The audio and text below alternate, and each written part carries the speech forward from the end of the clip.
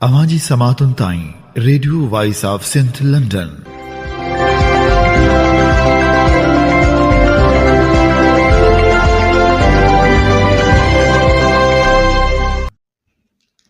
आप सुन रहे हैं radio voice of Sindh London. खबरों, तजज़ियों और तबसरों पर मुश्तमिल प्रोग्राम आज का अहवाल के साथ मैं आपकी खिदमत में हाजिर आपकी मेज़बान शान से। प्रोग्राम के आगाज़ में आपके लिए दुआ कि आप जहां भी रहें खुश व खुर्रम रहें। 18 जनवरी 2025 हफ्ते के दिन ये programme radio voice of Sindh London के स्टूडियो से आपकी खिदमत में बराह रास्त नशर किया जा रहा है। सबसे पहले हालात हाजरा पर एक नज़र डालते हैं। जदीद कौम परस्ती के बानी साईं जे.एम. सैयद की 121वीं सालगिरह मनाई गई। संत समेत सिंध भर में तकरीबात का इनेकाद करके केक काटे गए। सिंध के मुख्तलिफ शहरों से हज़ारों की तादाद में कौमी कारकुनों ने सन पहुँच कर सैयद की मज़ार पर हाजिरी दी। रैलियाँ निकाली गईं, जलसे भी मुनक़द हुए। सिंध यूनाइटेड पार्टी के ज़ेरे एहतमाम सन में जलसा मुनक़द हुआ, जिसे खिताब करते हुए सिंध यूनाइटेड पार्टी के सदर और दरिया सिंध बचाओ तहरीक के कन्वेनियर सैयद ज़हीन शाह ने कहा कि साईं जे.एम. सैयद ने कभी अपने नजरिए और रसूल से समझौता नहीं किया।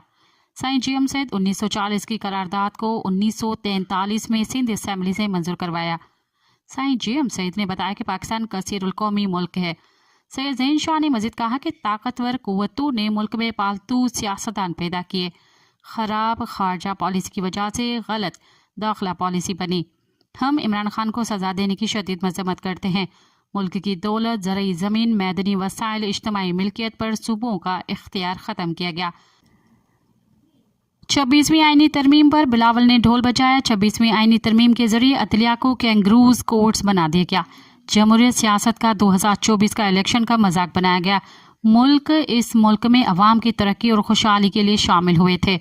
हमारी इज्तिमाई मिल्कियत हमारे अवाम की अमानत है। हमारी इज्तिमाई मिल्कियत को कब्जे में लेकर लीज पर देकर ईस्ट इंडिया कंपनी की तरह हुकूमत की जा रही है।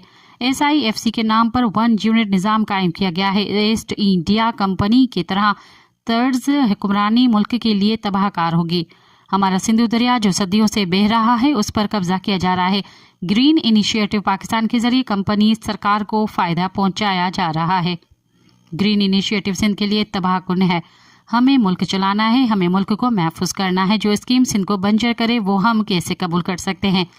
जाली इलेक्शन की वजह से KPK में 50% बगावत हो चुकी है। अपने खिताब में ज़हीन शाह ने कहा कि लीज के नाम पर हमारी ज़मीनें हमसे न छीने। मोहतरमा फातिमा जुनाह जब इलेक्शन में खड़ी हुई वो साईं जे.एम. सैयद ने उनकी भरपूर मदद की। इख्तिलाफी राय की बुनियाद पर साईं जे.एम. सैयद को 30 साल कैद व बंद में रखा गया। मुल्क की इकाइयों की खुद मुख्तारी को यकीनी किया जाए। इकोलॉजी को तबाह किया जा रहा है। हम इन पालतू सियासतदानों से लाताल्लुकी का ऐलान करते हैं। हम अपने वतन के लोगों की भलाई का सोचते हैं। वज़ीर आला सिंध कह रहे हैं कि हम गैराबाद ज़मीनें दे रहे हैं, ये पानी अपना लेकर आएंगे। वज़ीर आला सिंध से बड़ा जालिम कोई नहीं है। वज़ीर आला सिंध नए गाज का पानी डाइवर्ट करके कंपनी सरकार की ज़मीनें आबाद करना चाह रहा है। हम सिंध दरिया के बचाव के लिए अपनी इत्तेहादी जमायतों के साथ मिलकर पुरअमन जिद्दोजहद जारी रखेंगे। जे.एम. सैयद की 121वीं जुमे पैदाइश के मौके पर GS सिंध रहबर कमेटी की जानिब से जे.एम. सैयद की मज़ार पर इज्तिमा का इनेकाद किया गया, जिसमें GS सिंध रहबर कमेटी के सरबराह और जस्कम के चेयरमैन असलम खैरपुरी, GS सिंध मोहास के चेयरमैन रियाज अली चांदी और जस्कम के डॉक्टर नियाज कालानी, GS सिंध तहरीक के चेयरमैन सूर्या सिंधी, अनवर बुर्दी, GS सिंध कौमी पार्टी के रहनुमा नवाज खान जौर, अब्दुल फताह चन्ना, ताज जोयो, नवाज शाह बहाडाई और दीगर ने खिताब किया। रहबर कमेटी के सरबराह असलम खैरपुरी ने कहा, साईं जे.एम. सैयद की 121वीं बरसी के मौके पर इंतजामिया ने कारकुनों को हिरासा करने के लिए 144 कलम का इस्तेमाल किया। हम उन्हें बताना चाहते हैं कि रियासत कौमी कारकुनों को कत्ल करेगी और वो समझती है कि हम खामोश रहेंगे। ऐसा नहीं होगा।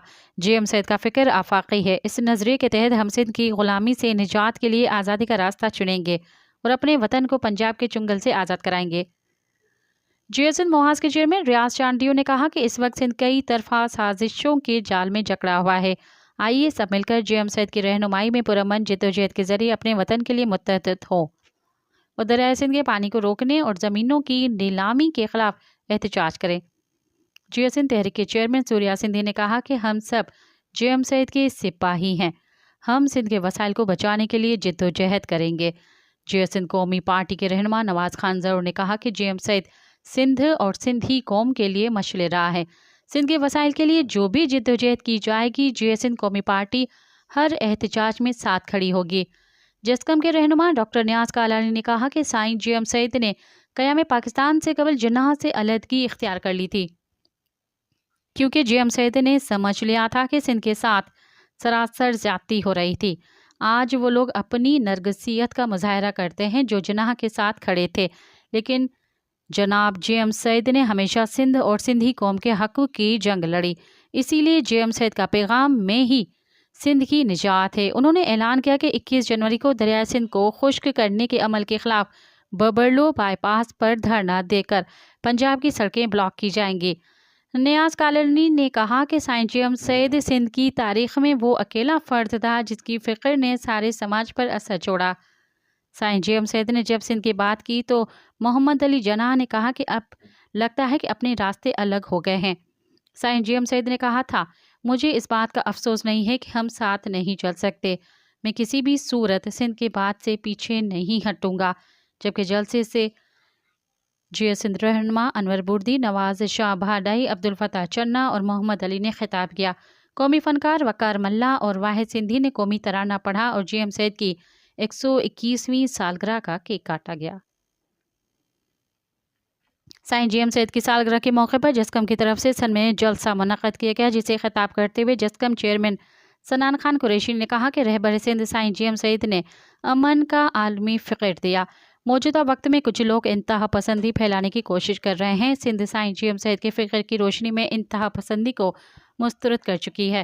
انتہا پسندی سیاسی ہو یا مذہبی کسی بھی صورت میں قبول نہیں۔ سندھ پیار، امن اور رواداری کی دھرتی ہے۔ جسکم چیئرمین سنان خان قریشی کا مزید کہنا تھا کہ فسادات کو ہر دور میں سندھ کے لوگوں نے مسترد کیا ہے۔ سندھ سازشوں کے گھیراؤ میں ہے، تیل، گیس اور کوئلے سمیت سارے وسائل وفاق کے قبضے میں ہیں۔ سندھ کی زندگی کے آخری ذریعے دریائے سندھ پر قبضہ بھی کیا جا رہا ہے۔ اگر دریائے سندھ سے کینال نکالے گئے تو سندھ بنجر بن جائے گا، سندھ کا وجود خطرے میں پڑ جائے گا۔ سندھ کے وجود اور دریائے سندھ کو بچانے کے لیے 23 فروری کو کشمور ضلع کے ڈیرہ موڑ پر احتجاجی دھرنا دیا جائے گا۔ اس موقع پر سنان خان قریشی نے اعلان کیا کہ 14 فروری کو محبت کا عالمی دن شہید بشیر خان قریشی سے محبت کے دن کے طور پر منایا جائے گا۔ سنان کا مزید کہنا تھا کہ سائیں جے ایم سعید نے سندھی قوم کو بھولی بسری سندھ کی یاد دلائی اور ذاتوں اور قبائل میں بٹی ہوئی قوم کو آفاقی اصولوں کی بنیاد پر ایک قوم کی شکل دی۔ انہوں نے سندھ کو پیار، محبت، امن اور آزادی دی۔ سندھ کے قائد نے سیاسی اور قومی جدوجہد کے لیے عدم تشدد کی پالیسی پر عمل کیا۔ اس نے 60 سے زائد کتابیں لکھیں اور سندھیوں کی نظریاتی اور فکری تربیت کی ہے۔ جسکم سندھ کے ترجمان تنظیم اور شہید بشیر خان قریشی کی امانت ہے، اس کے خلاف سازشیں سندھ کے خلاف سازشیں ہیں۔ اسی لیے میں پارٹی کارکنوں سے کہتا ہوں کہ قومی جذبے اور محبت کے ساتھ جدوجہد کے لیے ہمیشہ تیار رہیں، کسی انتشار کا حصہ نہ بنیں۔ انتشار پھیلانے والے ہر شخص پر نظر رکھیں، آپس میں محبت اور اتحاد پیدا کریں۔ جسکم کے senior vice chairman Amjad Khan مہسر نے سید کی سالگرہ کی تقریب سے خطاب کرتے ہوئے کہا کہ دریائے سندھ کو بچانے کے لیے تاریخی جدوجہد کرنے کی ضرورت ہے۔ جسکم کے مرکزی ترجمان دیدار شام نے کہا کہ سید کی فکر میں سندھ کی نجات ہے، سندھ کو بچانے کے لیے قومی جدوجہد کی ضرورت ہے۔ تقریب میں مومن سمو، دادا اطہر سمرو، اشرف کلہڑو، نایاب سرکش نے خطاب کیا، جبکہ نوجوان گلوکار فیضان سرور سخیرانی اور ساجد سندھی نے قومی نغمے گائے اور سید کو قومی سلام پیش کیا۔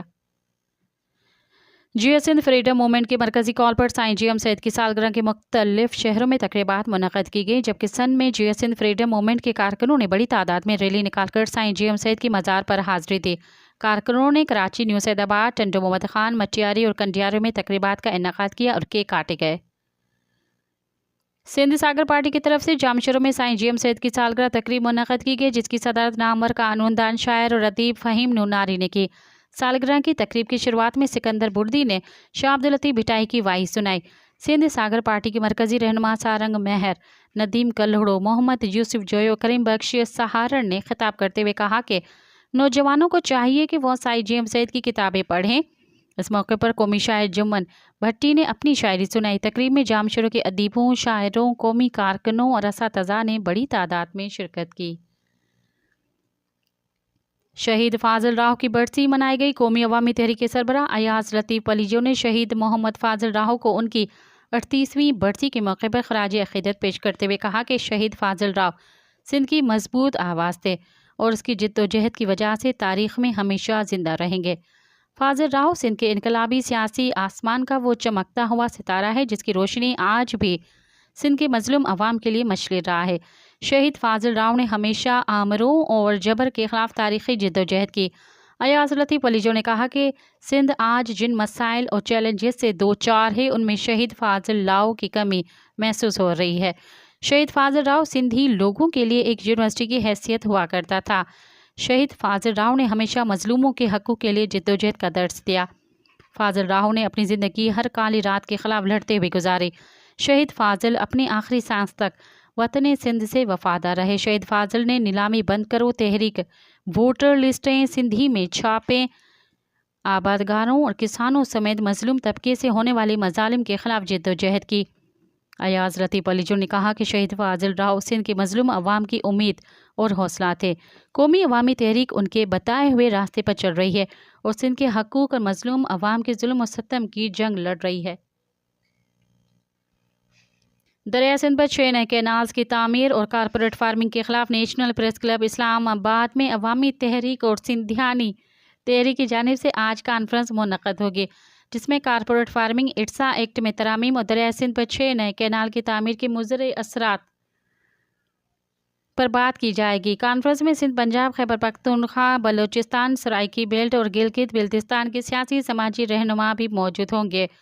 ملک بھر کے سیاسی اور سماجی رہنما، دانشور، وکلاء، طلباء، پانی ماہر، کسان اور مزدور رہنما اس کانفرنس میں مشترکہ مسائل پر بات کریں گے۔ ہنگوجا سے تعلق رکھنے والے صحافی فیاض سولنگی کی اغوا کی تصدیق ہو گئی ہے۔ ڈاکوؤں نے سوشل میڈیا پر اس کی ویڈیو وائرل کرتے ہوئے 1 کروڑ روپیہ تاوان طلب کر لیا، جبکہ ورثاء نے مطالبہ کیا کہ صحافی فیاض سولنگی کی بازیابی کے لیے اقدامات اٹھائے جائیں گے۔ صحافی کے اغوا کے خلاف مختلف شہروں میں احتجاجی مظاہرے کیے گئے۔ سانگھڑ میں اسلم میمن کی سربراہی میں پریس کلب کے سامنے احتجاجی مظاہرہ کیا گیا۔ کمب شہر میں بھی احتجاجی مظاہرہ کیا گیا جس کی سربراہی ڈاکٹر مشتاق فل، آزاد انصاری اور دوسرے کر رہے تھے۔ مظاہرین نے مطالبہ کیا کہ صحافی فیاض سولنگی کو فوری طور پر آزاد کرایا جائے۔ چکما آباد میں کریم بخش کھوسو کے تاجر غلام سرور کھوسو کے گھر پر ڈکیتی کی واردات کے خلاف عوامی فورم کی جانب سے کریم بخش اور شہر کے سیاسی سماجی تنظیموں کے رہنماؤں نے ڈی سی چوک پر احتجاجی مظاہرہ کر کے بھوک ہڑتال کی۔ رہنماؤں نے خطاب کرتے ہوئے کہا کہ غلام سرور کھوسو کے گھر ڈکیتی کے واقعے پر تشویش ہے۔ پولیس کی نااہلی کے باعث ہم سڑکوں پر محفوظ نہیں تھے، اب گھروں پر بھی محفوظ نہیں رہے۔ ڈکیتی میں ملوث مجرموں کو گرفتار کیا جائے۔ انہوں نے مزید کہا کہ تاجر غلام سرور کھوسو کے گھر سے لوٹا ہوا سامان برآمد نہ ہونے پر سندھ اور بلوچستان کو ملانے والی قومی شاہراہ بند کر دی جائے گی۔ بانی پی ٹی آئی اور بشرا بی بی کے خلاف 190 ملین پاؤنڈ ریفرنس کا فیصلہ سنا دیا گیا۔ راولپنڈی کے احتساب عدالت کے جج ناصر جاوید رانا نے اڈیالہ جیل میں بانی پی ٹی آئی کو 14 سال جبکہ بشرا بی بی کو 7 سال قید کی سزا سنائی ہے۔ علاوہ ازین بانی پی ٹی آئی کو 10 لاکھ روپے اور بشرا بی بی کو 5 لاکھ روپے جرمانے کی سزا بھی سنائی گئی ہے۔ عدالت نے القادر یونیورسٹی کو سرکاری تحویل میں لینے کا حکم بھی دے دیا۔ فیصلے کے مطابق جرمانہ نہ دینے پر عمران خان کو مزید 6 ماہ اور بشرا بی بی کو 3 ماہ مزید قید ہوگی۔ بانی پی ٹی آئی کو کرپٹ پریکٹسز اور اختیارات کے ناجائز استعمال پر 14 سال قید کی سزا سنائی گئی۔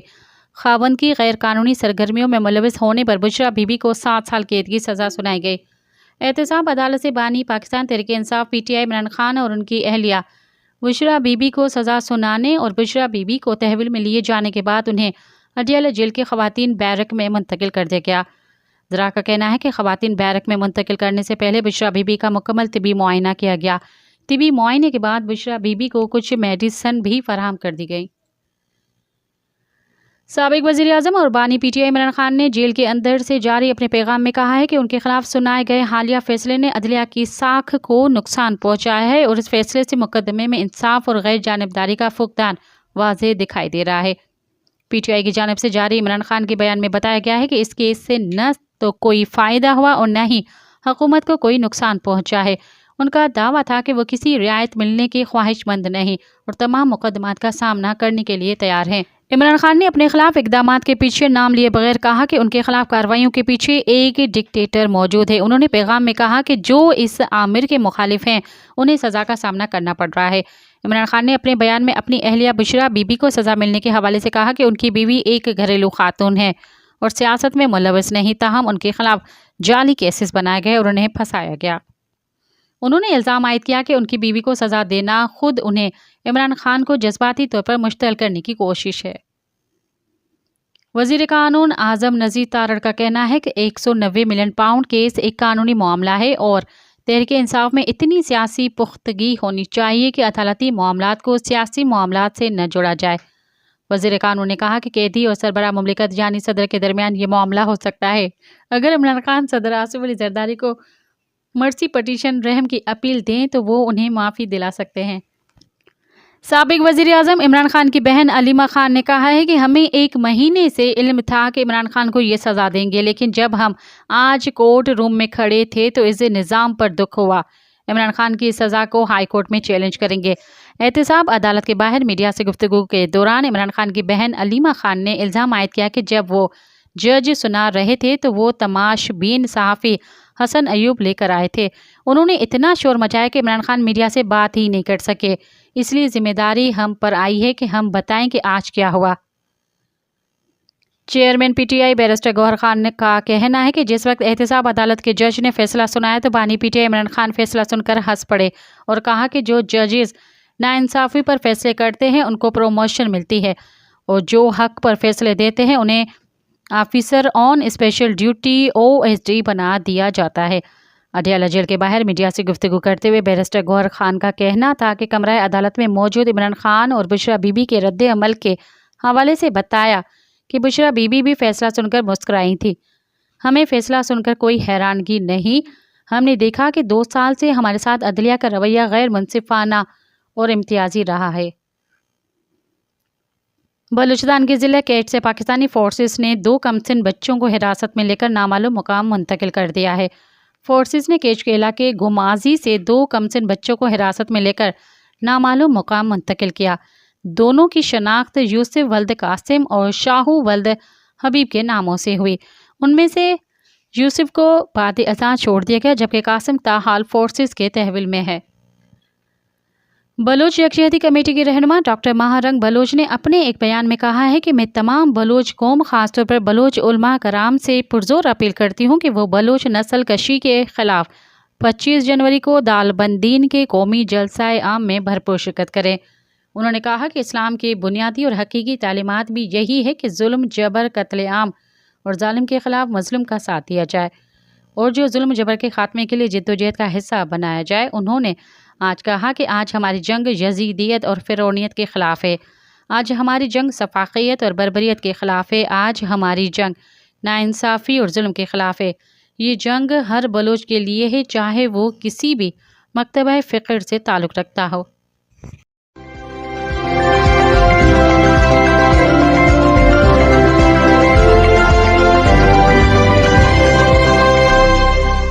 اب پروگرام میں شامل کرتے ہیں تجزیے اور تبصرے۔ سائیں جیم سید، فاضل راہو اور ڈاکٹر حسن ظفر عارف کے عنوان سے حسن مشتبہ نے لکھا: ماہ جنوری اور اس کا دوسرا عشرہ سندھ دھرتی کے 3 سپوتوں کے حوالے سے ہمیشہ یاد رہے گا۔ ان میں سے 2 قتل ہوئے اور 1 کا جنم دن۔ اگر ان تینوں کی یا ان تینوں میں سے کسی بھی ایک کی بات یہ ملک مان لیتا تو دنیا واقعی رہنے کی جگہ ہوتی۔ ایک تھا جیم سید، دوسرا فاضل راہو اور تیسرا پروفیسر ڈاکٹر حسن ظفر عارف۔ کل جیم سید کی سالگرہ تھی۔ جدید سندھی قوم پرستی کے بانی، آزادی پسند صوفی لاکوفی جیم سید کی سالگرہ سندھ کی سیاست میں باقاعدہ ایک تہوار کی جگہ لے چکی ہے۔ ماشاء اللہ ہو کہ سول ڈکٹیٹرشپ یا جمہوریت کے نام پر وقفے جیم سید کی سالگرہ ہر برس جنوری کی 17 تاریخ کو ان کے آبائی گاؤں سن میں منائی جاتی رہی ہے۔ یہ اور بات ہے کہ ان کے خاندان کے علاوہ ان کے GSN تحریک کے درجن بھر حصوں کے الگ الگ اجتماعات ہوتے ہیں۔ گرو نانک کی چادر کی طرح ان کی چیلوں نے بھی ان کے نظریے کی چادر کے حصے بکھرے کر لیے۔ یہاں مجھے غرض ان کی تحریک یا نظریے کے حصے بکھرے ہونے سے نہیں، اس انتہائی عجب شخص سے ہے جسے دنیا جیم سید اور اکثر سندھی سائیں کے نام سے جانتے ہیں۔ سائیں جیم سید ایک درویش، منچ، سندھ اور اس کے عوام کا عاشق، انسان دوست، مصنف، مؤلف، 70 کتابیں لکھنے والے، کئی کتابیں اور تحریریں ان کی زیر بندش ہیں۔ یہ شخصیت پاکستان بنانے والوں میں پیش تھی، تو اس کو توڑ کر سندھ کو ایک علیحدہ وطن بنانے کا نعرہ اور خیال دینے والی بھی ضرور تھی۔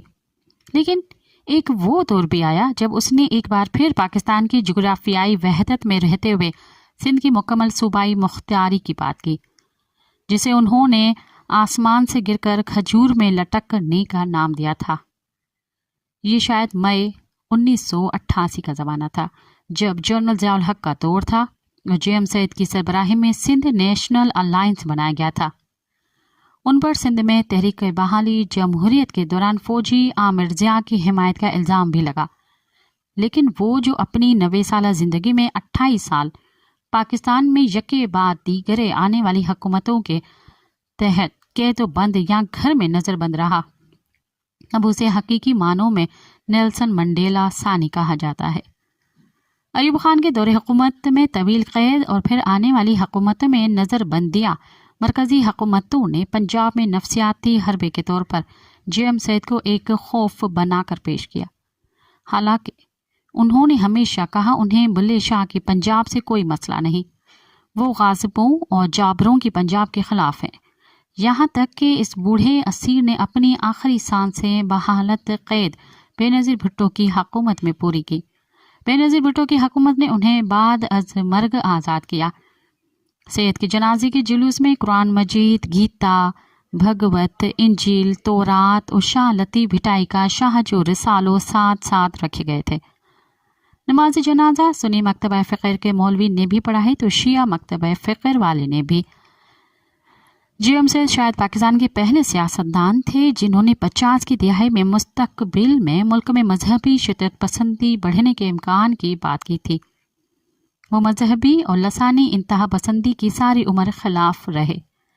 یہ بھی محض اتفاق تھا کہ سندھ پر مسلط منفی قوتوں کا منصوبہ کہ جیم سید کی سالگرہ والے دن قاتلوں نے سندھ کے دوسرے سپوت اور عوام میں مقبول سیاسی رہنما فاضل راہو کو قتل کرنے یا کروانے کی سازش کی۔ ملک میں تیل نکلنے والی پٹی بدین ضلع کے گولاچی میں رسول بخش پلیجو کے ساتھی اور عوامی تحریک کے اس رہنما کو قتل کیا گیا۔ یہ بھی عجیب بات ہے کہ فاضل کو سندھ کی کوئی ایک پارٹی نہیں، ساری پارٹیاں اپنا لیڈر اور ان کے کارکن اپنا ساتھی مانتے تھے۔ زیرین یا جنوبی سندھ کے عوام، خاص طور ہاریوں اور مارے لتاڑے پچھاڑے طبقات میں یہ انتہائی مقبول رہنما اس تحریک بحالی جمہوریت کا نائب صدر تھا۔ بیگم نصرت بھٹو جس کی سربراہ تھی، فاضل ضیاء دور میں ایک طویل عرصے تک قید و بند میں رہا تھا۔ وہ بھی پلیجو کی طرح اہل و عیال، سیاست اور عوامی تحریک میں تھا۔ راہو خاندان نے سندھ اور جمہوریت کے لیے قربانیاں دیں، قید و بند کی صعوبتیں برداشت کیں۔ بدین ضلع میں مقامی ہاریوں یا کسانوں کو زمین کے الاٹمنٹ کی تحریک ہو یا گولاچی کو تحصیل بنانے کی جد و جہد سے لے کر ملک میں تحریک بحالی جمہوریت یا عوامی نیشنل پارٹی کی تشکیل، فاضل آگے تھے۔ وہ اپنے گاؤں اور علاقے کے لوگوں کے لیے ایک طرح کے عید ہی تھے۔ اس طرح کے ہر دل عزیز رہنما کو بھی شخصی دشمنی میں قتل کر دیا گیا۔ یہ ضیاء آمریت کے آخری سال تھے۔ 17 جنوری 1986 کو فاضل راہو کو چانگ قبیلے کے ایک شخص نے کلہاڑی کے وار کر کے قتل کر دیا۔ فاضل کے قتل پر ہر آنکھ اشک بار تھی، اور بھٹو کی پھانسی کی طرح یہاں بھی گھروں میں چولہے نہیں جلے تھے۔ تمام سندھ مکمل طور پر بند ہو گیا تھا۔ اسی سال فاضل راہو کی پہلی برسی پر اس کے گاؤں راہو کی میں اب نیا نعرہ لگا۔ وہ نیا نعرہ تھا سن 87 ضیاء کو پھانسی۔ پھر ہر برس راہو کی فاضل کے آبائی گاؤں میں برسی کے اجتماع میں 17 جنوری کو ملک بھر سے سیاسی قیادت شرکت کرنے لگی۔ پھر وہ خان عبدالولی خان تھے، رسول بخش پلیجو، نواز شریف کے ملک قاسم۔ ملک قاسم، جنہوں نے فاضل راہو کی ایک برسی کے اجتماع میں کہا تھا کہ جو مظالم پنجاب کی اسٹیبلشمنٹ نے سندھیوں پر ڈھائے ہیں، مگر پھر بھی اگر سندھی وفاق سے علیحدگی کا مطالبہ نہیں کرتے تو یہ ان کی مہربانی ہے۔ آج بھی وہی صورتحال ہے۔ سندھ میں سندھی ہو یا اردو بولنے والے یا کوئی بھی زبان بولنے والے، لتاڑے پچھاڑے لوگ یا ان کے حقوق کے لیے اٹھنے والی آوازیں قتل کر دی جاتی ہیں۔ اس کی ایک اور تصویر آپ نے ملک کے معروف فلسفہ کے استاد، ترقی پسند سیاسی نظریہ دان MQM الطاف کے ڈپٹی کنوینر ڈاکٹر حسن ظفر عارف کے بہیمانہ قتل کی صورت میں دیکھی۔ ان کی دریافت ہونے والی لہو میں لت پت لاش بتا رہی تھی کہ ان کے جسم پر کتنا تشدد ہوا تھا۔ جناح اسپتال کے چیف میڈیکل لیگل نے وہی کہا جو ان مواقع اور ان پروفائل ہلاکتوں پر ڈاکٹروں اور پولیس والوں سے کہلوایا جاتا ہے۔ بے نظیر بھٹو کی طرح ڈاکٹر حسن ظفر عارف کا روٹ بھی گھر کے راستے پر اور وہ علاقہ نہیں تھا جہاں ان کی لاش انہی کی کار میں سے پچھلی نشست سے ملی۔ کہاں صدر کے عبداللہ ہارون روڈ، صدر سے ڈیفنس میں ڈاکٹر کا گھر، اور کہاں ابراہیم حیدری الیاس کوٹ۔ تم قتل کرو ہو کہ کرامات کرو ہو، نامعلوم افراد یا قاتل قوتوں نے اس ملک کراچی سمیت سندھ کا ایک اور سپوت اور معزز ترین دانشور مار دیا، جس طرح اس شہر میں ایوب کرمانی مارا گیا۔ حسن ناصر اس شہر سے اٹھا کر شاہی قلعہ میں مار دیا گیا تھا۔ ضیاء آمریت سے جگر وار لڑنے والے ڈاکٹر حسن ظفر عارف کا خون بقول محمد صابر سروں سے بار تمندن اتار کر خوش ہیں، یہ لوگ اپنے معلم کو مار کر خوش ہیں۔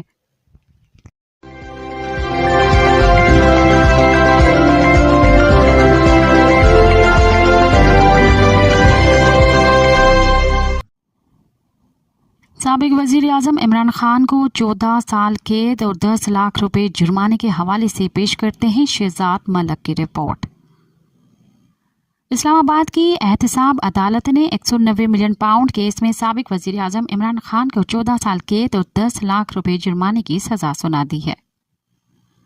عدالت نے اسی مقدمے میں عمران خان کی اہلیہ بشرا بی بی کو بھی 7 برس قید اور 5 لاکھ روپے جرمانے کی سزا سنائی ہے اور القادر یونیورسٹی کو سرکاری تحویل میں لینے کا حکم دیا ہے۔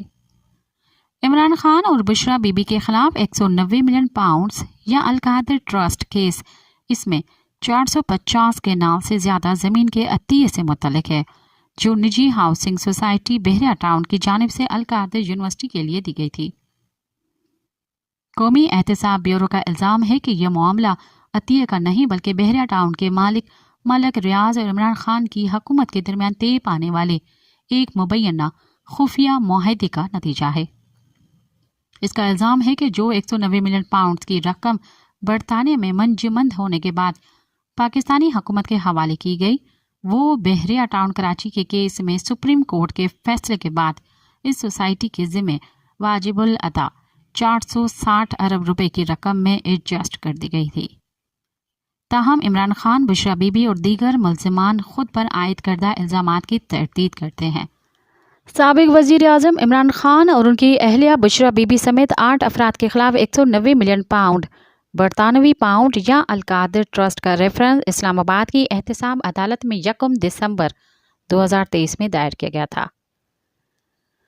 8 میں سے 2 ملزمان یعنی عمران خان اور ان کی اہلیہ پر اس مقدمے میں فرد جرم 27 فروری 2024 میں عائد کی گئی تھی اور دونوں نے صحت جرم سے انکار کیا تھا۔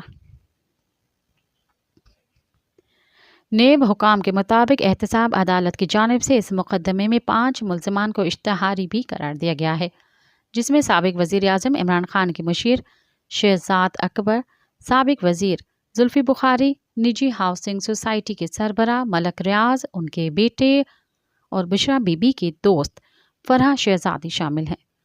عدالت نے ان کی دائمی وارنٹ گرفتاری جاری کر رکھے ہیں اور ان کے پاکستان میں جائیدادیں قرق کرنے کا بھی حکم دے رکھا ہے۔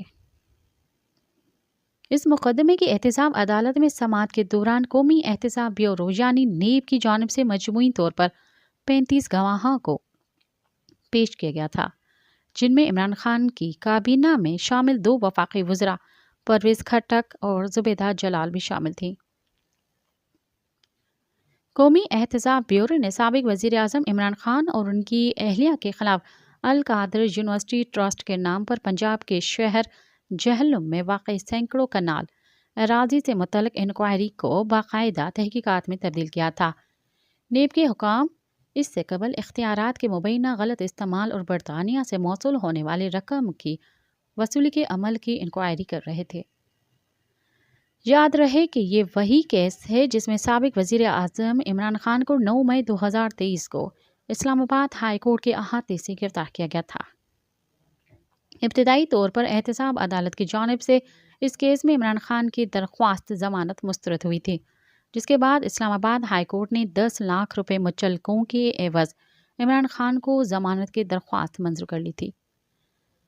سابق وزیر اعظم عمران خان اور ان کی اہلیہ بشرا بی بی کے خلاف 190 ملین پاؤنڈ یا القادر ٹرسٹ کیس، اس میں 450 کنال سے زیادہ زمین کے عطیے سے متعلق ہے، جو نجی ہاؤسنگ سوسائٹی بحریہ ٹاؤن کی جانب سے القادر یونیورسٹی کے لیے دی گئی تھی۔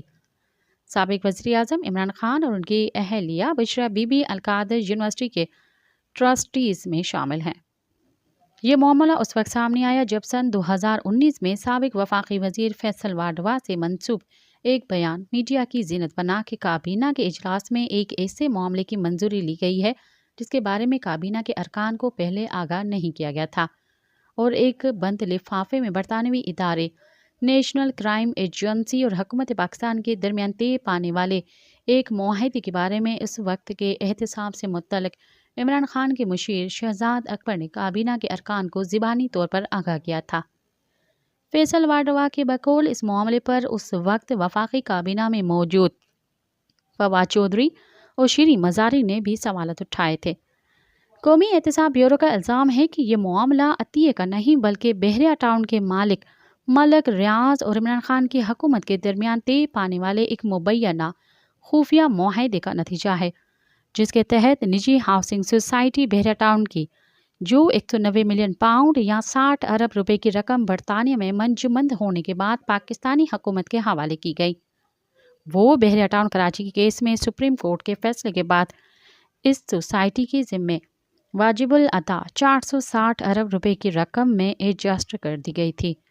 پھر اس کے عوض بحریہ ٹاؤن نے مارچ 2021 میں القادر یونیورسٹی ٹرسٹ کو ضلع جہلم کے علاقے سوہاوو میں 458 کنال اراضی عطیہ کی، اور یہ مبینہ معاہدہ بحریہ ٹاؤن اور عمران خان کی اہلیہ بشرا بی بی کے درمیان ہوا تھا۔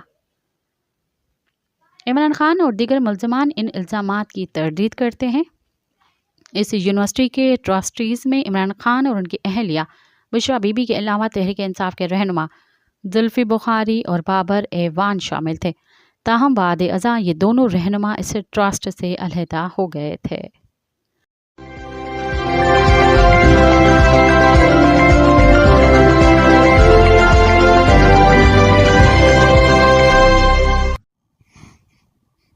حال ہی میں آزاد مہندی کا نیا ناول پیرو شائع ہوا تو اس ناول کو ادبی حلقوں میں خوب سراہا گیا۔ ادبی جریدوں اور اخبارات میں مضامین لکھے گئے، تقریبات منعقد ہوئی، ستائش کا سلسلہ جاری تھا کہ اچانک شاہ درا کے داستان گو آزاد مہندی کے گھر پر حملہ ہو گیا۔ اس کے ناول کی کاپیاں نظر آتش کی گئیں۔ اس واقعے پر حسنین جمیل نے لکھا، سماجیت جب بگڑتی ہے تو وہ سب سے پہلے اپنے اہل دانش پر حملہ آور ہوتی ہے، اپنے ادیبوں کے خلاف برسرے بیکار ہو جاتی ہے، کیونکہ کسی ملک کا ادیب چاہے وہ شاعر ہو یا فکشن نگار، وحیت متدرہ کے لیے قابل قبول نہیں ہوتا۔ سماج اس سے اسی لیے خوفزدہ ہو جاتا ہے کیونکہ وہ اپنی تخلیقات کے ذریعے عوام کو ان کی اصل شکل دکھاتا ہے، وہ چہرہ جو سماج نے لپیا پوتی کے ذریعے چھپا رکھا ہے اور ایک چہرے پر دوسرا چہرہ چڑھا رکھا ہے۔ فکشن نگار اپنے قلم نشتر سے لپیا پوتی کا خول اتار پھینک دیتا ہے۔ بقول گریٹ سعادت حسن منٹو، میری تحریروں میں کوئی برائی نہیں ہے، جو نقص آپ کو میرے افسانوں میں نظر آتا ہے در حقیقت در حقیقت وہ سماج کا اپنا نقص ہے۔ اوریانی اور فحاشی یہ وہ آزمائے ہوئے ٹوٹکے ہیں جو ہر عہد کے اس فکشن نگار پر آزمائے گئے، جو سچ کا داعی تھا، جو قلم کمان کے ذریعے سماجی کھوکھلے پن کو عیاں کر رہا تھا۔ آزاد مہندی اس عہد کا فکشن نگار ہے، حق پرست ہے، جو بھی سماجی ناانصافی دیکھتا ہے منوان اپنی تخلیقات میں بیان کر دیتا ہے۔ معاشرے کا مکروہ چہرہ جو لپیا پوتی کے اندرون خانے میں پنہا، آزاد مہندی کے ماہر نشتر نگار کی طرح اس کا پردہ چاک کر دیتا ہے۔ اس کے ناول دالال، اس مسافر خانے میں یا ایک زندگی ہو، سب میں آزاد مہندی نے حقیقت نگاری ہی کی ہے۔ حال ہی میں اس کا نیا ناول پیرو شائع ہوا تو اس ناول کو ادبی حلقوں میں خوب سراہا گیا۔ ادبی جریدوں اور اخبارات میں مضامین لکھے گئے، تقریبات منعقد ہوئیں۔ ستائش کا سلسلہ جاری تھا کہ اچانک شاہ درا کے داستان گو آزاد مہندی کے گھر پر حملہ ہو گیا۔ آزاد مہندی کی شریک حیات اور بیٹی کو جان بچا کر بھاگنا پڑا۔ شاہ درا کا داستان گو اپنے بیٹے کے ساتھ پولیس کی حفاظتی تحویل میں چلا گیا۔ مشتعل ہجوم نے اس کے گھر میں توڑ پھوڑ کی، ناول پیرو کی کاپیاں نظر آتش کی۔ آزاد مہندی کے خاندان کو جان کے لالے پڑ گئے۔ پولیس نے آزاد مہندی سے معافی نامہ لکھوایا اور اخبارات میں شائع کروایا۔ آزاد مہندی نے ہجوم کے نمائندوں سے معافی مانگی اور ناول پیرو کی 20 کاپیاں نظر آتش کی اور باقی تمام کاپیاں تلف کرنے کا وعدہ کیا۔ مجھے یقین ہے اس دن کے بعد شاہ درا کا داستان گو کی تخلیقی موت ہو چکی ہے۔ وہ بظاہر دنیا کے سامنے جی رہا ہوگا۔ وہ اس بات کو برداشت کر جاتا کہ مشتعل ہجوم نے اس کے گھر کا جا کر ناول جلایا، مگر یہ کیسے برداشت کرے گا کہ جان بچانے کے لیے اپنے ہاتھوں اپنا ناول جلانا پڑا۔ پیرو ناول نہیں، آزاد مہندی کی ذہنی اولاد ہے جس کو اس نے ذہنی طور پر جنم دے کا سپرد کرتاس کیا۔ لاہور کے ادیب شاعر جن کے ساتھ راقم نے 18 سال گزارے، وہ صرف حلقہ ارباب ذوق میں مزاحمتی قرارداد تک محدود رہے۔ انجمن ترقی پسند مصنفین جس کی اجلاسوں میں آزاد مہندی اور میں سالوں تک ساتھ بیٹھے رہے، وہ بھی خاموش ہے۔ شاہ درا کے داستان گو کا قلم اب کیا لکھے گا جس کی تخلیق کو تلف کر دیا جائے، نظر آتش کر دیا جائے؟ وہ تو خود ایک پھولا بسرا افسانہ بن جاتا ہے۔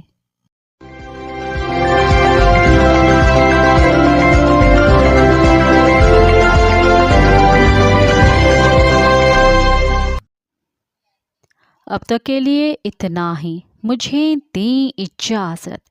یاد رکھیں، موت آنے تک جاری رہنے والی جد و جہد کی کوئی حد نہیں ہے۔